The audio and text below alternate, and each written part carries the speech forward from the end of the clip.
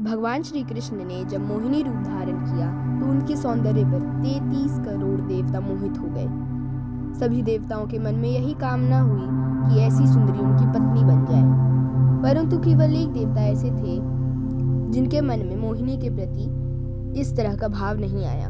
वे थे सूर्यदेव। सूर्यदेव ने मोहिनी रूप को देखकर मन ही मन कहा, यदि ये मेरी पुत्री बन जाए तो मेरा जीवन धन्य हो जाए। सूर्यदेव की इस भावना को समझकर भगवान श्री कृष्ण ने उनकी ओर कटाक्ष किया और संकेत किया कि उनकी इच्छा पूर्ण होगी। समय बीतने के बाद सूर्यदेव ब्रजभूमि में वृषभानु महाराज के रूप में अवतरित हुए। वृषभानु जी ने तपस्या की और ब्रह्मा जी से प्रार्थना की कि उन्हें ठाकुर जी की पुत्री के रूप में प्राप्ति हो।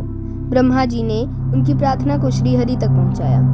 ठाकुर जी ने विचार किया कि वे नंद, यशोदा और देवकी वसुदेव के यहाँ पुत्र के रूप में जन्म लेने वाले हैं, लेकिन प्रेम की स्थापना के लिए एक विशेष अवतार लेना होगा। ठाकुर जी ने अपने रूप को दर्पण में देखा और इस दर्पण में उन्हें ऐसा रूप दिखाई दिया जो स्वयं ठाकुर जी को भी मोहित कर गया। यह रूप ठाकुर जी का ही स्त्री रूप था। उन्होंने इस रूप को स्थिर किया और लक्ष्मी जी के वस्त्रों, आभूषणों और श्रृंगार सामग्री का उपयोग करके इस दिव्य स्वरूप को सजाया। जब यह स्वरूप पूर्ण हुआ तो ऐसा प्रतीत हुआ मानो सूर्य और चंद्र का एक साथ मेल हो गया हो।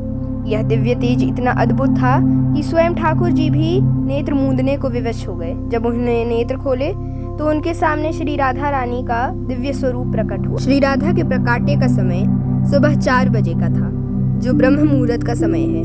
भगवान के अन्य अवतारों का प्रकाट्य दोपहर 12 बजे या रात्रि 12 बजे होता है, परंतु राधा रानी का जन्म ब्रह्म मुहूर्त में हुआ, जो नए दिन की शुरुआत का प्रतीक है। यह इस बात का संकेत था कि प्रेम का प्रकाश संपूर्ण विश्व में फैलने वाला है। राधा रानी के अवतरण पर वृषभानु महाराज और कीर्तिदा माता के घर उत्सव मनाया गया। सभी गोप गोपियां ब्रजवासी आनंद में झूम उठे, लेकिन एक अद्भुत घटना ने सबको चकित कर दिया। राधा रानी अपनी आंखें नहीं खोल रही थीं। वृषभानु महाराज और माता कीर्तिदा इस बात को लेकर चिंतित हो गए। कई साधु संत और विद्वान उनके दर्शन करने आए, लेकिन किसी भी प्रयास से राधा रानी ने अपनी आंखें नहीं खोली। तभी देवताओं के आग्रह पर नारद मुनि वहां, उन्होंने राधा रानी के पास बैठकर उनकी स्तुति की। नारद मुनि ने जैसी स्तुति गाई, राधा रानी ने पहली बार अपनी दिव्य नेत्रों से नारद मुनि को देखा। उस समय राधा रानी का स्वरूप ऐसा था मानो मृगनयनी सुंदर बालिका अपने पालने से झांक रही हो। यह दृश्य देखकर नारद जी आनंद से झूम उठे। उन्होंने अपनी वीणा और करताल बजाकर कीर्तन प्रारंभ कर दिया और गाने लगे, जय राधे जय वृंदावन वासिनी। वृषभानु महाराज यह अद्भुत दृश्य देखकर भावी विभोर हो गए। उन्होंने राधा रानी को प्रणाम किया और स्वयं को धन्य माना। उन्होंने अनुभव किया कि उनकी पुत्री कोई साधारण बालिका नहीं, बल्कि साक्षात देवी है।